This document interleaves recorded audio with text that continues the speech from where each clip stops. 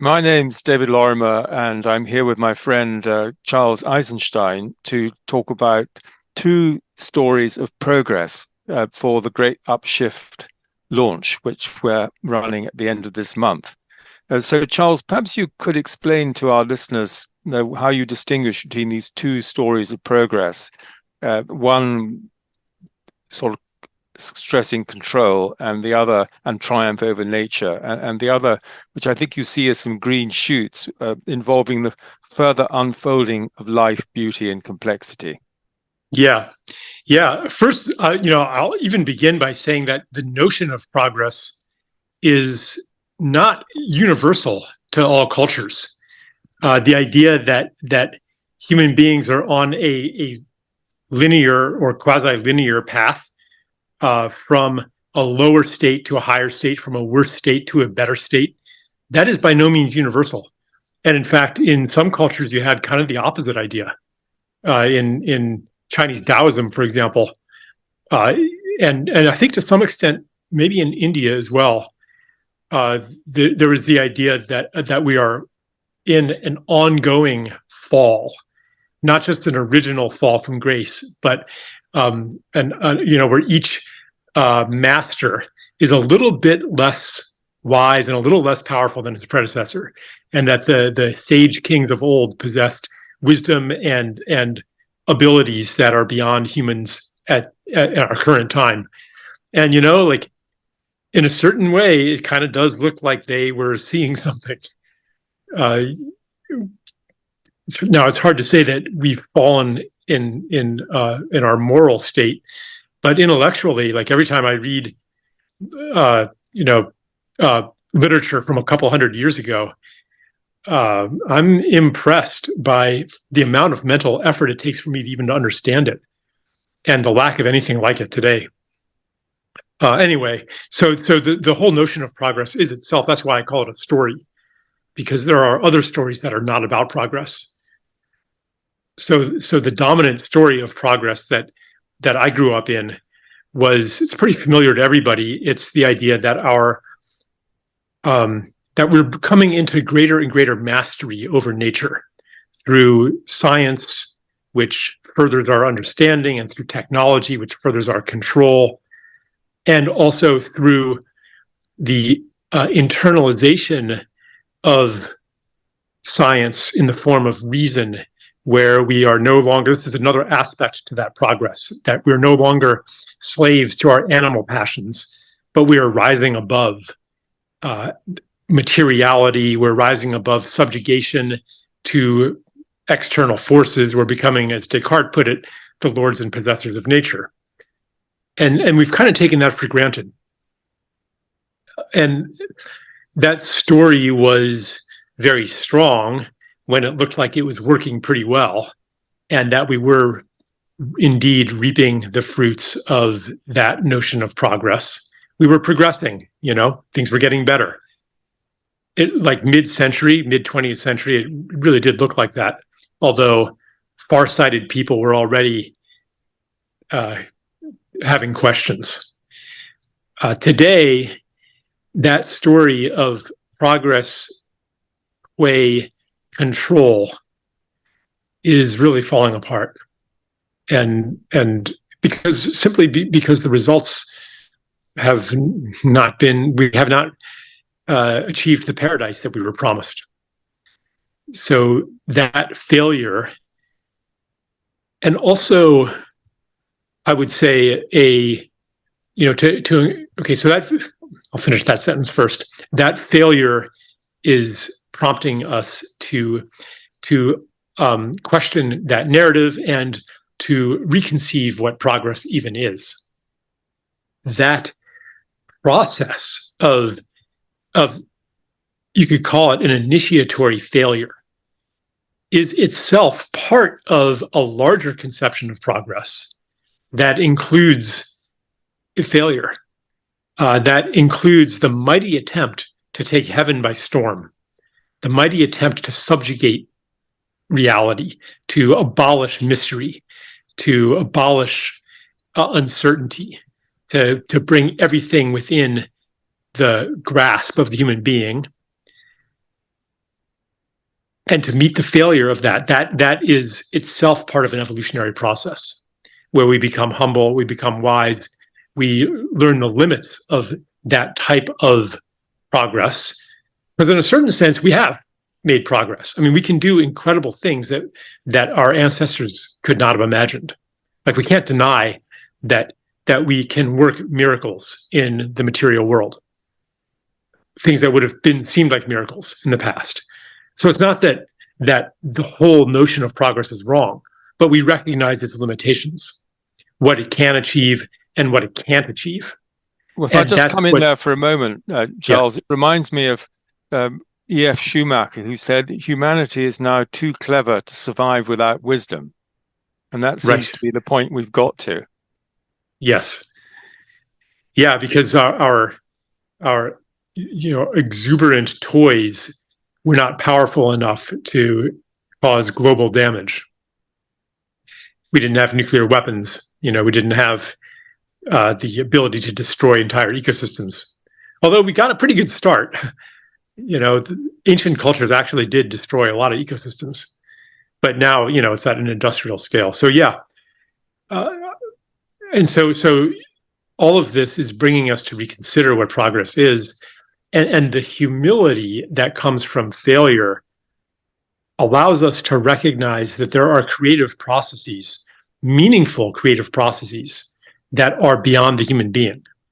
And so when we no longer see ourselves as the sole possessors of intelligence and the imposers of order onto chaos, but when we understand that the universe is itself alive and that it tends toward complexity on its own, tends toward order on its own, then our role changes.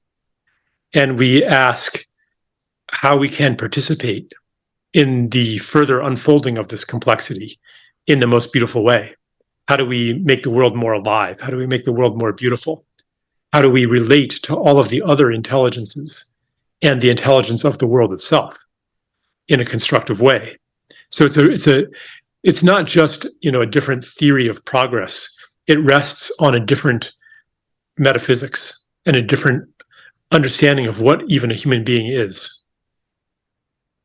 Totally. And it's a kind of watershed between the age of separation and the age of reunion, as you would put it, and the technologies of reunion that you talk about. And there's one particularly important other supplementary point that you make, which I think in our time now is absolutely vital.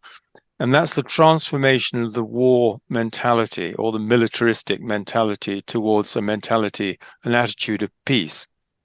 Perhaps you'd like to say a bit about that, because we see it all around us. Yeah, that is related because I think Bertrand Russell actually said something like this. He said, scientific thought is power thought, because you're trying to understand the world in terms of force, at least up until quantum mechanics. Then things change a little bit, but you're trying to understand the world through, there's four fundamental forces. One thing exerts a force on another, and that's how change happens. So if you want to impose human design onto the world, if you want to change things, you have to exert a force. So you're kind of at war with the world.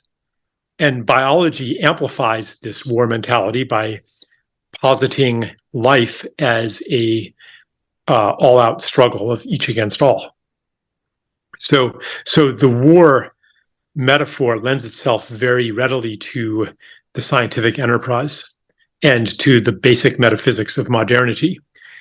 And so it takes form. One of the ways it takes form is in the way that we think of relations among nations. The same thing. We're fundamentally in competition with each other. More for them is less for us.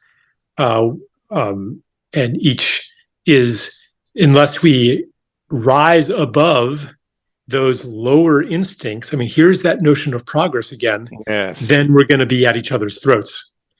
And so progress becomes partly a matter of overcoming human nature, just as material progress is a matter of overcoming material nature.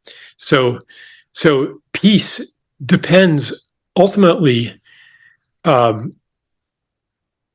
on a different understanding of what a human being is for. If you believe that we're fundamentally here to maximize reproductive self-interest or economic self-interest, and that we group together with others of our tribe to collectively assert our interests in conflict with others, then war is pretty much inevitable. And we wear those goggles of those polarizing lenses that filter the world into enemy and friend. And once you have that as a basic assumption, then it's hard to see the possibility of peace, because it requires believing that somebody's going to overcome their basic nature. And maybe I'll just say one more thing. The contrary or the successor narrative of progress, of participation rather than domination, lends itself much more naturally to peaceful relations between humans, between nations. Because what is this larger happening to which we can all contribute? No, very much. And this, we'll maybe just finish on this note of life creates the conditions for more life.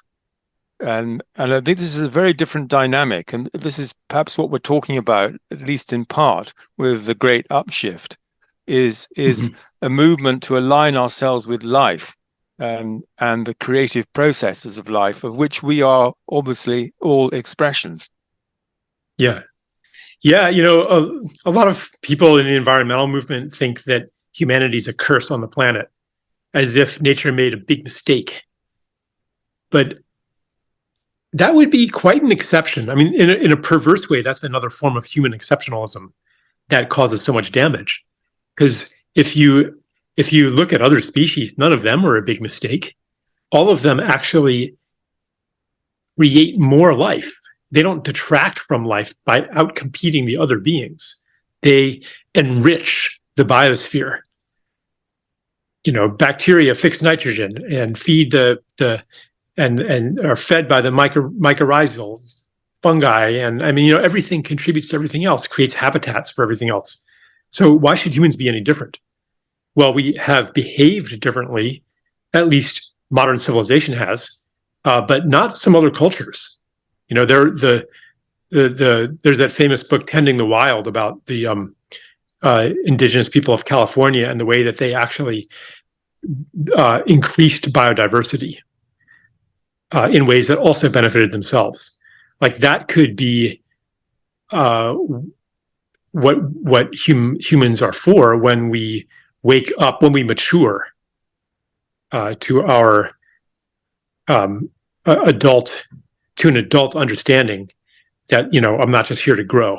I'm not just here to take from mother and father, but I'm here to contribute to society. This is what an adult and a mature human being knows, that I have these gifts that I've received, and they are for the benefit of all. They are for something meaningful to me, something beautiful to me, to enhance life on Earth. And collectively, we can graduate into that understanding as well. Well, I think that's a wonderful note to end on, Charles. The idea, these are the green shoots of unreasonable hope, as you say, and that we can collectively mature and go forward on a different basis and different understanding of the human being, with an element of the sacred, rather than treating ourselves as machines. Yes, that's well said, David. Thank you. Thank you very much indeed. Wonderful. And I think these beautiful reflections from Charles of what do we really mean with progress? I think the same questions we can ask ourselves about what do we mean with going forward? And this is why I started this session by asking ourselves if we believe that development is a forward-bringing process, how are we looking then at regression? And sometimes we have to take a step backwards in order to move forward. So maybe even the upshift itself requires not a linear movement towards what we may perceive to be progress or what we perceive to be forward. Maybe the upshift itself maybe moving in ways that are unpredictable, in ways we haven't even thought of, in order to then help us progress in a maturation pathway rather than the materialistic one. So this brings